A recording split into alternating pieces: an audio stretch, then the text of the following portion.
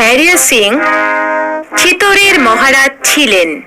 ওনার রানী আঁচলের মৃত্যুর পর উনি রাজকুমারী রূপবতীর সাথে বিবাহ করেছিলেন, যার ফলে ওনার দুই পুত্র রাজকুমার কর্ণ আর রাজকুমার মিঠুন মা পেয়ে গিয়েছিল।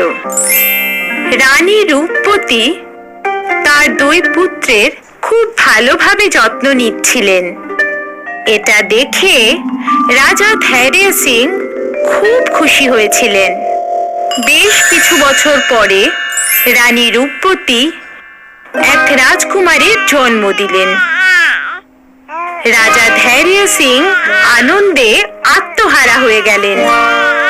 রানী, আজ আমি ভীষণই খুশি। তুমি আমায় সুন্দর এক ছেলে উপহার দিয়েছো। আমিও তোমায় একটা উপহার দিতে চাই। বলো, তোমার কি উপহার চাই? মহারাজ, আপাতত আমার কাছে সব কিছু আছে, কিন্তু সঠিক সময় এলে আমি আপনার থেকে আমার উপহার অবশ্যই চেয়ে নেব। ঠিক আছে, আমি তোমায় কথা দিচ্ছি, তুমি যে জিনিস উপহার হিসেবে চাইবে আমি তোমাকে অবশ্যই দেব। দেখতে দেখতে 15 বছর কেটে গেল। এখন 3 জন রাজকুমারী বড় হয়ে গিয়েছিলেন। একদিন রানী রূপবতী নিজের 3 পুত্রকে অস্ত্রচালনার অভ্যেস করতে দেখছিলেন। মহারানী, রাজকুমার কর্ণ কত দক্ষতার সাথে তলোয়ার চালায়, তাই না? হ্যাঁ, সেটা তো ঠিকই। আর রাজকুমার মিঠুনের তীর তো কখনো লক্ষ্যভ্রষ্ট হয় না।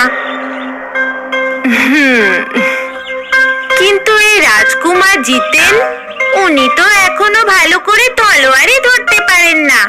কি বলতে চাইছো তুমি?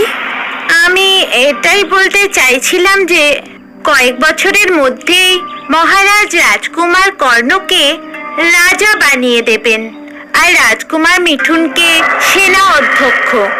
তখন রাজকুমার জিতেনের কি হবে? দাসীর কথা শুনে রানী রূপবতী চিন্তায় পড়ে গেলেন। রাতের খাবারের পরে রানী রূপবতী রাজা ধৈর্য সিং এর সাথে কথা বললেন। মহারাজ, আমাকে আপনার উপহার দেওয়ার কথা মনে আছে নিশ্চয়ই? হ্যাঁ, ভালো করেই মনে আছে আমার। আমি তোমাকে তোমার যে কোনো পছন্দের একটা উপহার দেব। তাহলে বলো যে তোমার পছন্দের উপহার কি? আমি চাই যে আপনার অবর্তমানে রাজকুমার জিতেন চিত্তরের রাজা হবে। এটা কিভাবে সম্ভব? রাজকুমার জিতেনের দুটো বড় ভাই আছে, রাজকুমার করণ আর মিথুন। আমি এখন এভাবে কি করে রাজকুমার জিতেনকে রাজা বলে ঘোষণা করি? আর আমাদের প্রজা এটা কোনোদিনও স্বীকার করবে না যে রাজকুমার করণ থাকা সত্ত্বেও রাজকুমার জিতেন রাজা হবে। এটা রাজকুমার জিতেন আর মিথুনের সঙ্গে অন্যায় করা হবে। এটা অসম্ভব। এই কথা বলে রাজা ধৈর্য সিং ওখান থেকে চলে গেলেন। রাজা ধৈর্য সিং সারা রাত ঘুমোতে পারলেন না। রানী রূপবতীর কথাগুলোই ওনার বারবার মনে পড়ছিল।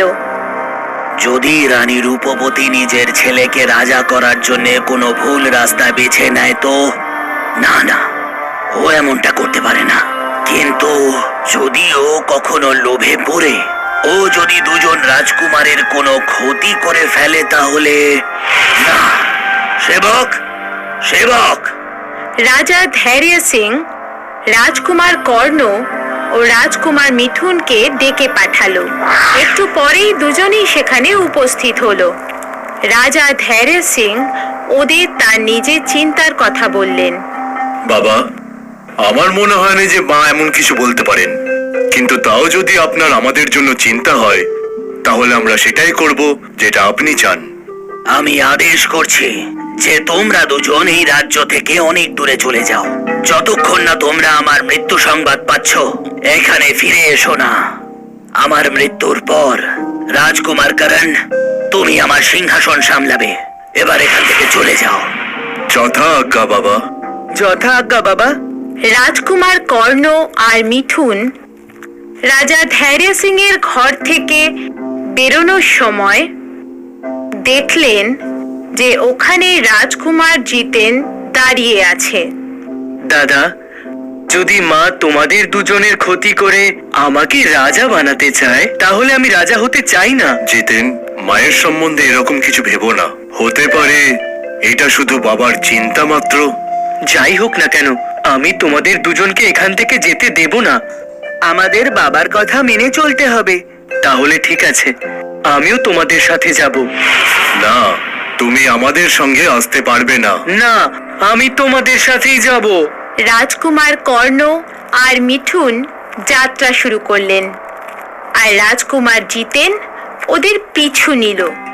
দুই রাজকুমার দেখতে দেখতে নগরের বাইরে চলে গেলেন, আর ওনারা যখন পেছন ফিরলেন তখন দেখলেন রাজকুমার জিতেনও ওনাদের পেছন পেছন আসছেন।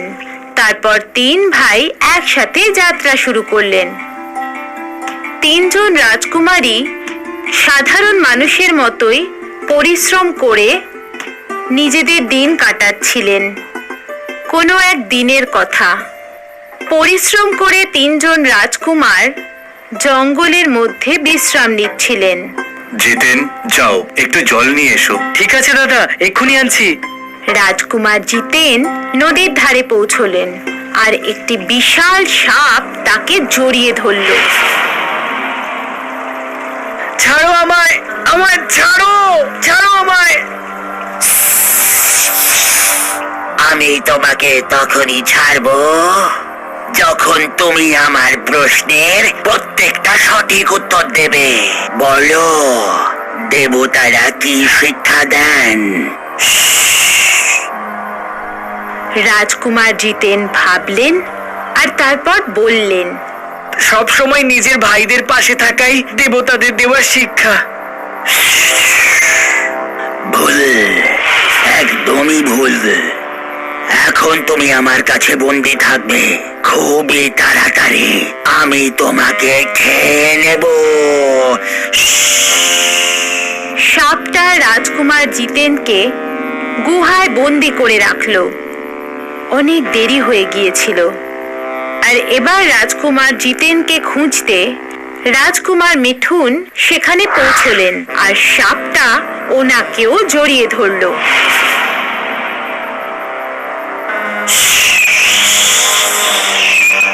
বলো, দেবতারা কি শিক্ষা দেন? দেবতারা আমাদের এই শিক্ষা দেন, আমরা যেন গুরুজনদের আদেশ পালন করি। একদমই ভুল। এবার তুমিও আমার কাছে বন্দি থাকবে। সাপটা রাজকুমার মিঠুনকেও বন্দি করে নিল, আর কিছুক্ষণ পরে রাজকুমার কর্ণ সেখানে এসে পৌঁছলেন। আর যেই না সাপটা ওনাকে জড়িয়ে ধরলো, শয়তান সাপ, ছাড়ো আমাকে, না হলে আমি তোমাকে মেরে ফেলবো।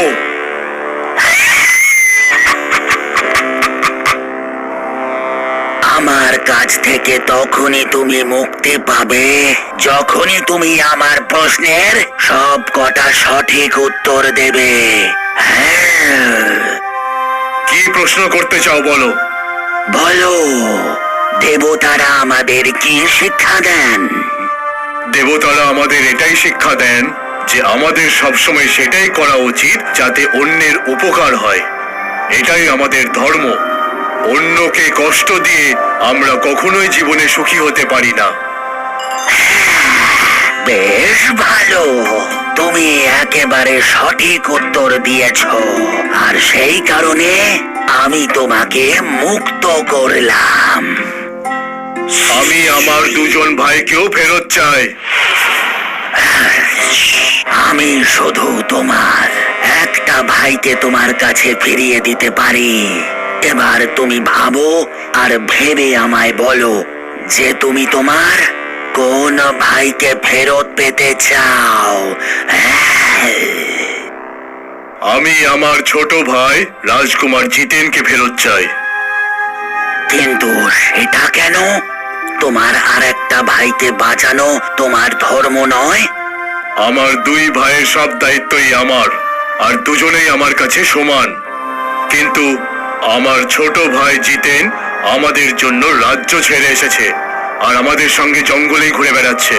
আর আমরা যদি ওকে ছাড়া রাজ্যে ফিরে যাই, তাহলে সবাই এটাই ভাববে যে আমরাই ওর মৃত্যুর কারণ। আর ওর এই বলিদান খুবই মহান, আর আমি ওদের জন্য নিজের অথবা নিজের সহোদর ভাই মিঠুনের বলিদান দিতেও দুবার ভাববো না। খুব ভালো রাজকুমার করণ, তুমি তোমার ধর্ম খুব ভালো করেই মনে রেখেছো। আমি তোমাকে তোমার দুই ভাইকেই ফিরিয়ে দেব। এই কথা বলে সাপটা দুই ভাইকে বন্দি দশা থেকে মুক্ত করে নদীর দিকে চলে গেল। এই ঘটনার খবর যখন রানী রূপবতীর কাছে পৌঁছলো, তখন উনি নিজের বেকার জেদের জন্য লজ্জিত বোধ করলেন। আর উনি তার নিজের 3 পুত্রকে আবার রাজ্যে ফিরে আসার আদেশ দিলেন। আবার 3 ভাই একসাথে নিজেদের রাজ্যে আনন্দে থাকতে লাগলেন। আর যখন কয়েক বছর বাদে রাজা ধৈর্য সিং মারা গেলেন, তখন রানী রূপবতী রাজকুমার কর্ণকে রাজা ঘোষণা করলেন।